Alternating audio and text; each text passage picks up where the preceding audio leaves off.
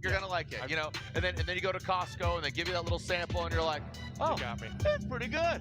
let me get get a couple 3 few gallons of that. Let me get 3 gallons of that mayonnaise. I didn't know I liked mayonnaise. Now I need a vat of it. Here we go. We are going on to the action. We are looking at Cody Buchanan and Alan Boss. Cody Buke coming in, that SRD Nissan Z. Oh, Alan Boss, he lets it air out.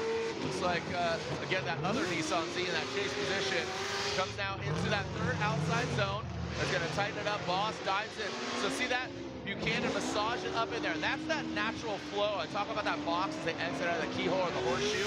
Now coming in, boom. Buchanan, great placement of the car. Yeah. Really good fluidity.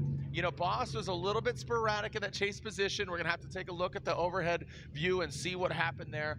He kept it between the lines, but let's see it. Yeah, the only takeaway from Buchanan's run was probably in outer zone 3, but we'll get there. So good job initiation, you know, almost get 90 degrees. A little too deep on the inner clip. Here's where Boss had a little challenge there through inner clip 1 as Buchanan filled outer zone 2 really well.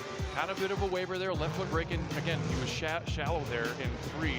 Can't really tell in that angle, but you can tell that rear tire was just barely in the paint there, and Boss kind of wavering, weavering, trying to get there. He was in kind of the wrong position there, but it kind of helped him get in that transition back in that pocket going down the hill. So, you know, the only thing I could take away with Buchanan's run was he was a little shallow in the outer zone 3 and got a little waver going into that zone. And remember, that zone is actually shifted about 10 feet or so from years past. So you enter it a little later and you leave it a little later to kind of promote that wider line.